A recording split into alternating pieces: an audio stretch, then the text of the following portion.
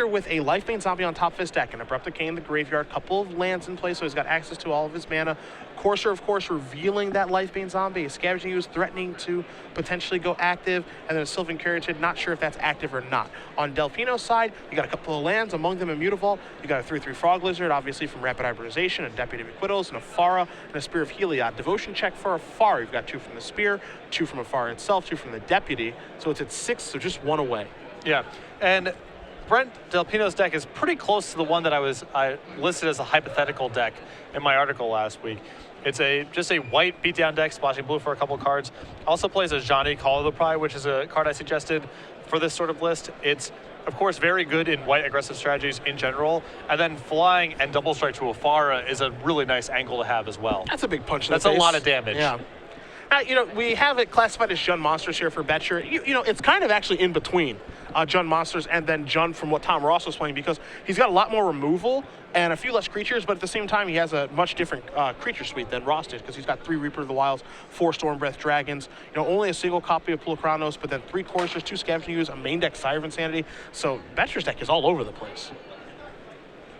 Obviously, it's working out for him so far. He's 1-0, but he is down a game right now in what may be a difficult matchup, as there's an opposing Sovereign, and now Afara is active, and there's, of course, the delay trigger on drawing a card, but that will be coming next turn, so long as Brent does remember, as he's going to get in the red zone here with the 3/3 Frog Lizard, 4/4 because of the Spear, which is a big deal, and now Afara sitting at a 7/6. Yeah, I do like the potential of Afara in a white aggressive strategy quite a bit, because you get to play some mixture of Spear of Heliod and Ajani Call of the Pride, which are very good for those decks naturally. Also, incidentally, get your devotion count up to 7 for Afara. So there's a lot of very natural enablers you're already playing to hit a devotion count that high that are powerful in white aggressive strategies to begin with. It's not that much of a stretch to, just stick Afara into pre-existing decks and have it just function.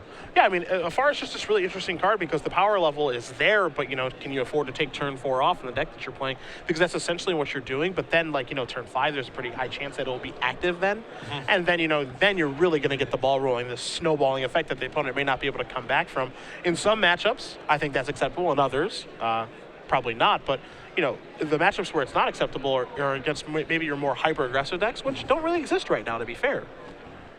So we do see an exchange of damage there. Boettcher's going to go down to 7, reveals an Abrupt Decay off of the Courser, adds a Lifebane Zombie to his hand.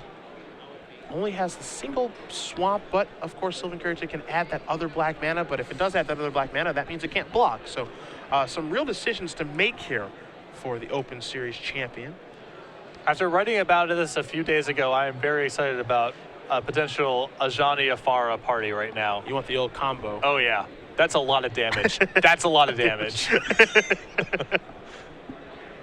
Well, Ajani's in the grip there for Brent, so I know. He's working his way towards getting to it.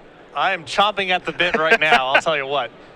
I'll tell you, there are a lot of cards that are actually making things very difficult here for Boettcher. The Ajani that he probably doesn't know about. The Imposing Sovereign, which means if Boettcher plays something to block, it doesn't do anything. There are a lot of different things that make things very, very difficult here for the Jund player, as Delphino is going to draw a card. It's a Detention Sphere. That's another nice one. Yep.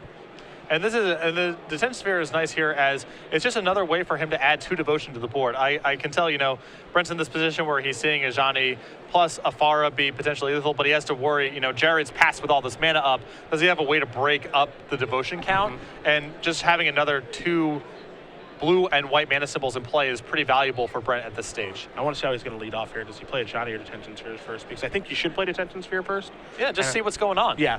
See if there's any responses. Take care of the Courser maybe, take care of the Ooze, your targets. Obviously it depends on what you think is more important to take, but the thing that you mentioned is most important is that, you want to keep that devotion count down. Now there is Ajani. So very nice sequencing there from Delphino.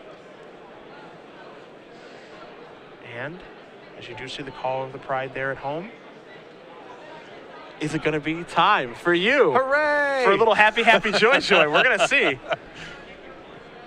And he says, all right, I'm going to jump my Frog Lizard. Maybe that play might be correct because he's playing around removal spells, but it is disappointing. Is that what the people want to see? You got to give the people what they want. Yeah. And we're going to come to the red zone here. 3/3 Deputy of Acquittals goes to the spear. That Frog Lizard, It's lethal. it's still lethal. Yeah, you need to kill that. Don't and get me wrong. Afar is also a lethal attacker right now as well because of the spear, as that's a 7-power attacker. So it's decision-making time for Mr. Boettcher.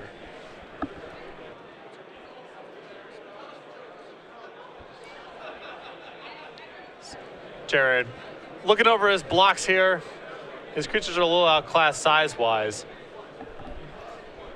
He can use a removal spell and then pump his ooze up to a 4/4, which is not bad. But there's a lot for Jared to try to work through right now. You know, the big problem here is, let's say that Boettcher makes it out of this turn alive, okay? Well, Yeah. there's the next turn. Right. You know, and then the turn after that, and he's really trying to catch up. And, you know, fortunately or unfortunately, depending on what side of things you're on, there isn't a card like Bonfire of the Damned to go, I've caught back up now. Your turn. You know, that doesn't really exist in this format. The closest you're going to get is Missing Borders, and, you know, he's a little bit away from that. So, again, Boettcher, Grand Prix DC finalist, 9th place at Pro Tour Born of the Gods with Ad Nauseam Angel's Grace combo. A deck that I felt was a fantastic choice for that tournament, but we're not in that tournament. We're in this one. Right. And he's going to say, all right, Hero's Downfall, that Frog Lizard. So that's going to bite the dust. Also keep in mind that Brent has 2 Mutavaults in play as well, which complicates matters further. So damage is going to be dealt, all that good stuff. We want to make sure that we do have our life totals all set up and we're good to go, as Sylvan Carrier got in front of Afara, of course, because that was a lethal attacker. Scavenging Ooze had to bite the dust. Boettcher is going to draw a card. It's that copy of Abrupt Decay that he knew was coming from Courser, as did Brent, to be fair. Any blocker that Boettcher plays will come to play tap due to that annoying imposing Sovereign. And I think he's in the old lockeroo, as Boettcher's just going to pass the turn back. Yeah, it's hard to imagine Jared escaping this one. Yeah, when you can't play a creature to block, life gets a little bit more difficult at that point. I believe Brent also has just drawn Brave the Elements, which also simplifies things. Might be the old check mark here. I think he might go firing up Mutavaults. There's one. That's 2. We might see a Johnny activation here pre-combat, and we will place a counter on something. A lot of good choices out there. Maybe Mutavault's probably the safest one. But he's going to put on Opposing Sovereign. He's going to make that into a 4/3. And he says red zone. And Boettcher will extend the hand. So Brett Del Pino is going to win this match. He's off to a 2-0 start here in Atlanta, defeating Boettcher and his Jund variant. And I know this is a deck, again, that you said you wrote about this week. You felt would be a pretty good deck to work on and play, and it looks like Brent maybe took your advice. Yeah, and it looks like Jared's asking him why he didn't flying and double strike the Afara there, as he had 11 Devotion in play. Okay. So even if Jared has 2 removal spells, that still leaves Afara in play. So it was fairly safe there to flying and double strike, but Brent went with a different route, but was still able to take down the match the following turn. Yeah, you know, maybe there's a potential